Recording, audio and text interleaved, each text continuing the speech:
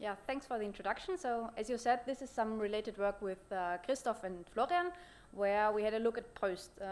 And Proest is maybe or maybe not another Caesar candidate. I can't really skip to the next slide. Any help available? Now it works, sorry. Just had to wake you up.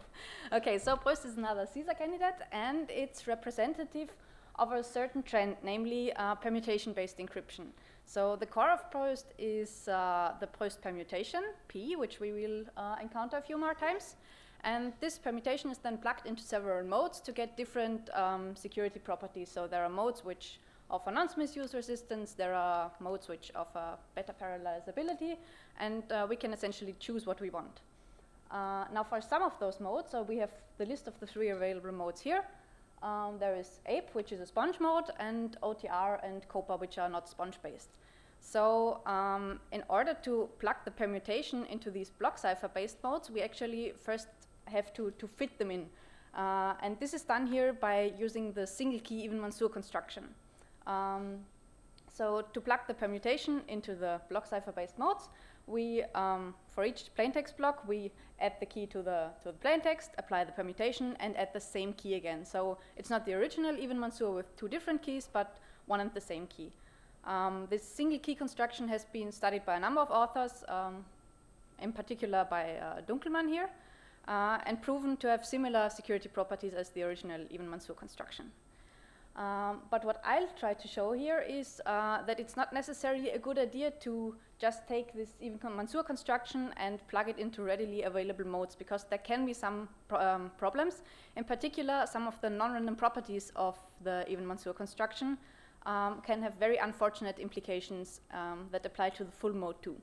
And in particular, I'll be having a look at the related key scenario. Now, the related key scenario, the general scenario, is not exactly popular because you might call it a bit unrealistic. It assumes that the attacker can query encryptions for some related keys for K, which are related by some function phi, and the attacker can choose the function phi. It has been shown that we need some restrictions which class to choose this phi from, because else we have a general problem, but we still assume that there is a certain large class that we can query. We'll make do with somewhat weaker assumptions. Namely, we'll just assume that the attacker knows for any 2 unknown keys their XOR difference, delta. And now what we will try to do is we will produce forgeries. And to produce one forgery, we just need 1 query to the original key and 1 query to the related key. And depending on how much control we have over the messages, we can either forge the plaintext and tag for some random looking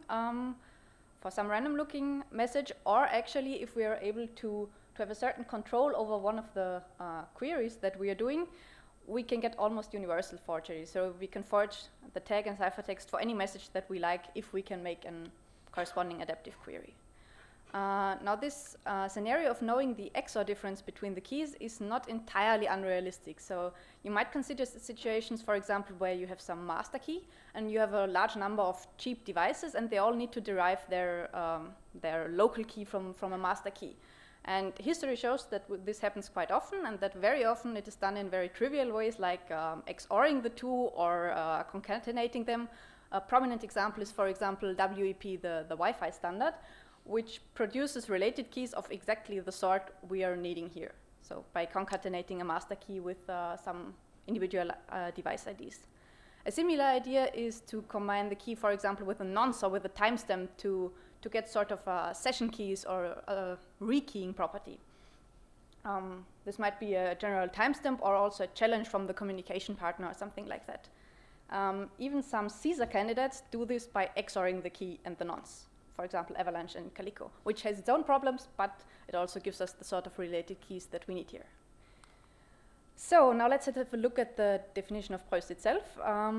In the case of Proest OTR, which is the target mode that we are looking at, this is based on Minimatsu's OTR mode, which uses the certain counter value L. So during the initialization, we first have to compute this counter value, which we get by simply encrypting the nonce with the block cipher that we are basing the mode on.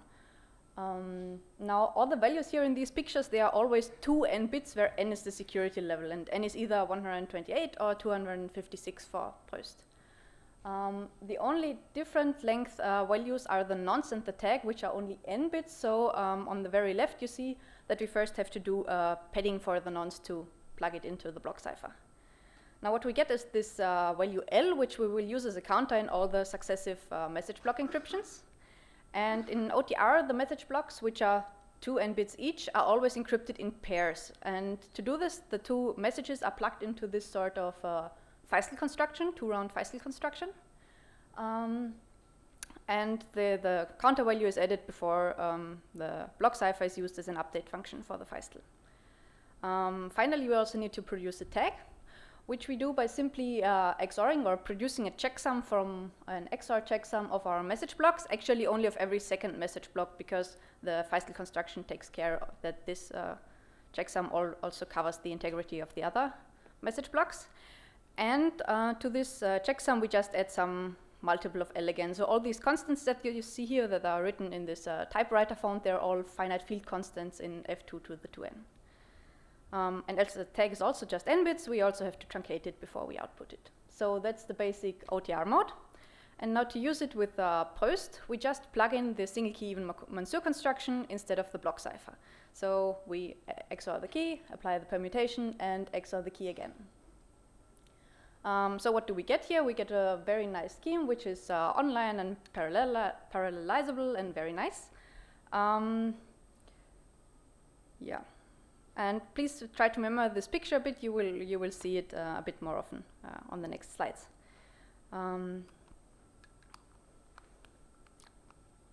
So now let's have a look at the basic forgery attack. The scenario. So I will consider 2 main scenarios. First, the simpler attack, where we assume that we have some message M, and we can observe the ciphertext and tag for this message M under the original key K, and some related key, which is K plus delta. And we also have actually some requirements for the nonces, namely that the nonce for the related key is related to the original nonce in the same way as the keys are related. And we will use this assumption to forge the ciphertext and tag for some different modified message under the original key K and original nonce N. And to do this, we will use a 2-step strategy. First, forge the ciphertext, and then forge the corresponding tag. So to do this, to forge the ciphertext for a different message under the same key, we will see what happens if we encrypt the same message under a different key, under the related key, and just try to make some observations here that we can use for the forgery later. I'll be drawing in different colors here the difference of this encryption process compared to the same encryption of the same message under the original key. To look at this, we first have to find out what happens to the counter value, since we can't compute anything without the counter value. So let's just plug in the related key and the related nonce here. As you can see, I said earlier, we have to pad the nonce to get the full 2n bit length. And since the difference actually has to be applied to the related nonce, we have some conditions for this difference, namely that the least significant n bits are not allowed to have a difference, else we would break the padding here. And as you can easily see, if you add the related key and related nonce before the applying the permutation, the input to the permutation is the exact same thing as before, because the differences just cancel out. So what we get is a related counter value from the related key and nonce. Now you note we're sort of choosing the nonce values here. This is not really nonce misuse, because we are not using the same nonce. What we're actually doing is we're using the related key scenario as a sort of trick to get something that we could also get with nonce misuse. So what happens if we plug this counter and multiply it with the field constant? We are introducing a new difference type, namely the field multiple or multiplication of this original delta. And this is also the input to the permutation now. Now, as the design document of Proest states, this permutation has very amazing properties. So of course we have no clue what happens to this difference when we feed it to the permutation. So we'll just call the output difference of the permutation delta 1, because we have no clue what it looks like. Now this might be a bit hard to see, but the new line that I just added has a yellow background, which means that it has the difference that the arrow color indicates, so in this case delta, plus this unknown difference delta 1 that was produced by the call to the permutation.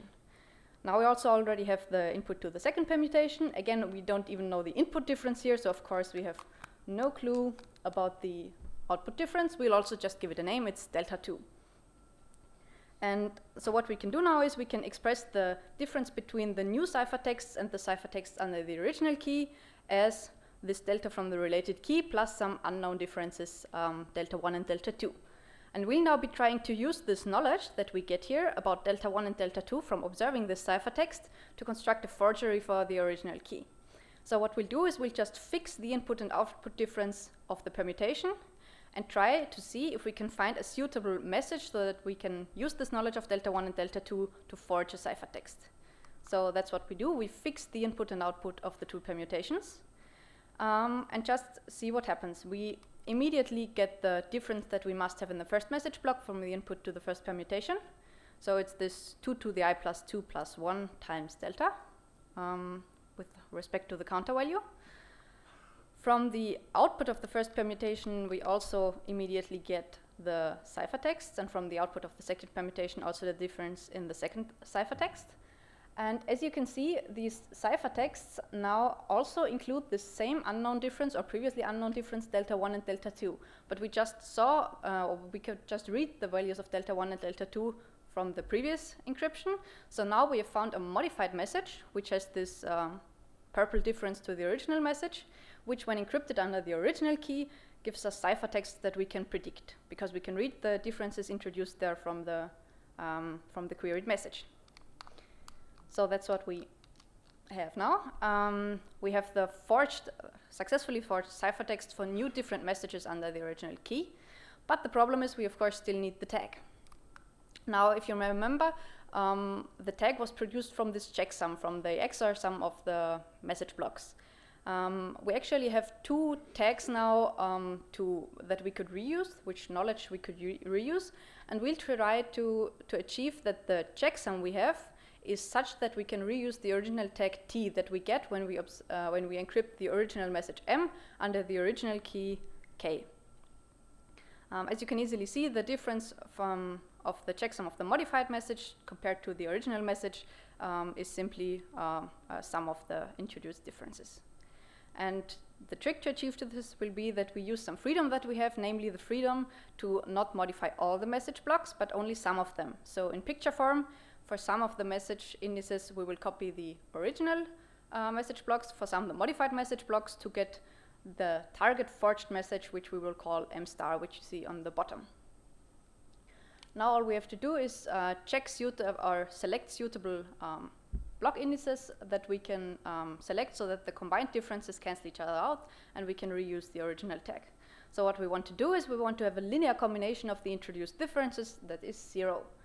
Now I said previously that all these differences are in f2 to the 2n. So assuming that we have sufficiently many ciphertext pairs, namely at least 2 times n plus 1 message pairs, these differences must of course be linearly dependent, so there must be a solution for this linear combination we're searching for. Here is a practical example that you can easily verify if you have the reference implementation at hand. It's for Proest OTR 128, which has a 256-bit key and 128-bit nonce. And to test this example, you can just choose any k and k prime that you like. In this case, with the difference, with the XOR difference 2 to the 128, because this is simple enough to solve the system by hand. You can also choose any message that you like, which is at least 514 blocks, which corresponds to about 16 kilobytes. So what you need to do is you just query the ciphertext for the favorite message you chose under the two related keys. And then to produce the forgery, you simply modify the 14 message blocks that are specified at the bottom, so 10 in the very beginning and 4 at the end. And these blocks were chosen exactly so that the introduced messages differences cancel out during the checksum, and that the checksum of this message is the same as the original one, so we can reuse the tag. and produce the ciphertext from reusing the ciphertext of the original message under the related key. Now there are actually a few more observations that we can use to improve this attack a little bit. The first observation is that so far we assumed that the same message was encrypted under both the original key and the related key, and we have access to these messages and the ciphertexts. Actually, it's not necessary that the two are the same. Actually, we don't even need to know the two messages that were encrypted. They can be different, they can even have a different length, and we only need to know the XOR difference of the two to perform the attack. Second, we can not only produce a single forgery with this, but if M has slightly more message blocks, we can increase the number of producible forgeries exponentially, because of course the equation system is underdetermined, and so we have enough freedom to produce several different solutions, different blocks to modify. And finally, we can transform this scenario to a sort of universal forgery scenario if we can choose some of the messages that we originally just observed. So far we assumed that the messages that we observe on the K and K prime, M and M prime, are fixed, given from the outside somehow, and we had to modify or adapt our forged message to suit the differences. It might be more realistic that we want both messages for the original key, namely the one we observe and the one we forge, to mean something, to be meaningful messages. And we can achieve this if we instead adapt M prime, which is the message that we feed to the related key. So if we can do a chosen message query for the related key. We can even do this for much shorter messages, so we don't require the 512 or 514 blocks. We can do this by, instead of combining message blocks which we change, we just apply or modify one of the blocks to solve the equation system. So this is what the modified attack would look like. We first fix the message we want to forge and the message we want to query, which can be anything meaningful that we like. There's just one property that we observe, which is this one block condition, which should be easy to satisfy for any interesting message format. Now we query the related key with the modified message, which now looks like random garbage, but we assume we can do that. And we can forge the ciphertext attack just like before from reusing the ciphertext from the related key.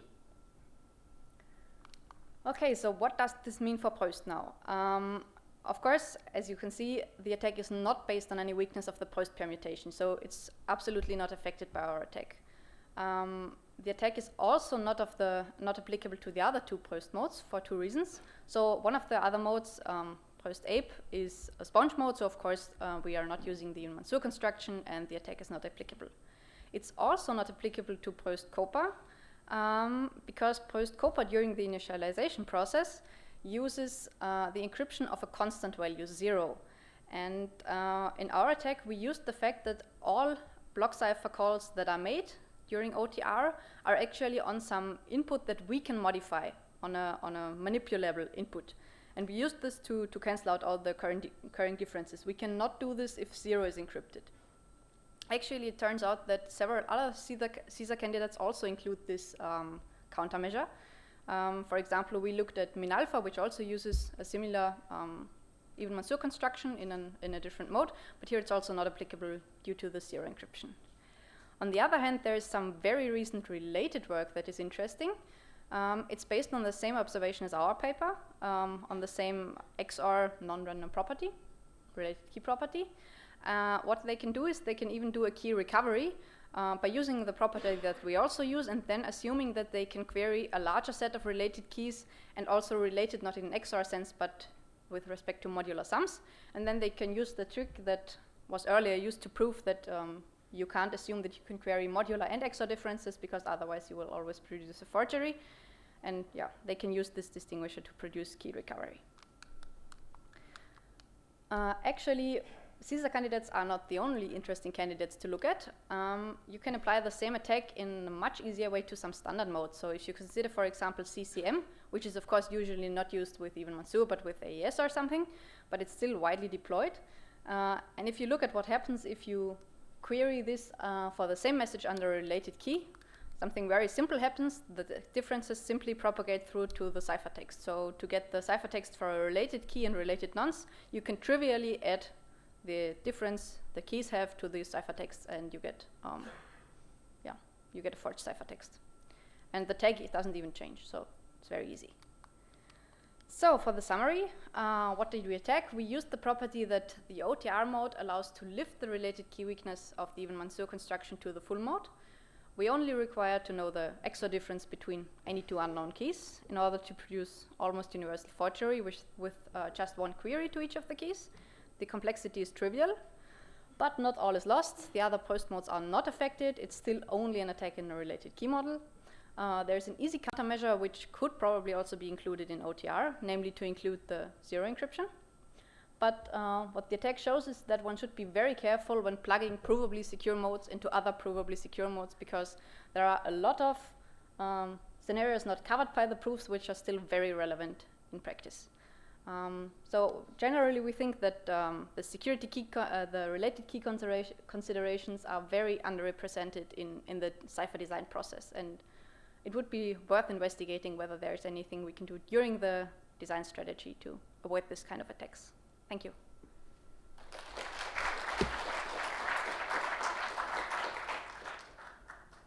Any questions to the speaker? Yes. So what's the security claim against related key in Proest? Nothing.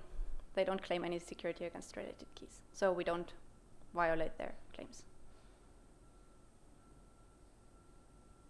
I also have a question. So is there any chance to translate your attack into some kind of multi-target attacks? For example, when you know that there are many keys, you don't know the relation between them, but you know that many keys are available as oracles? Well, what sort of advantage would you expect from this modification? I mean, you can do the key recovery, as I said on the previous slide. Yeah, but the key recovery said you must have some certain relation between the keys, and I'm just asking if you have just sufficiently many keys, can you expect some sort of, I don't know, birthday effect, and due to that, this sort of distinction? Well, it might be if you have a large set of keys and a large set of nonces to choose from, that there might be collision effects or birthday effects between the two, but I haven't thought that through in detail, but it's an interesting idea, yeah. Okay, thank you. Listen, the speaker again.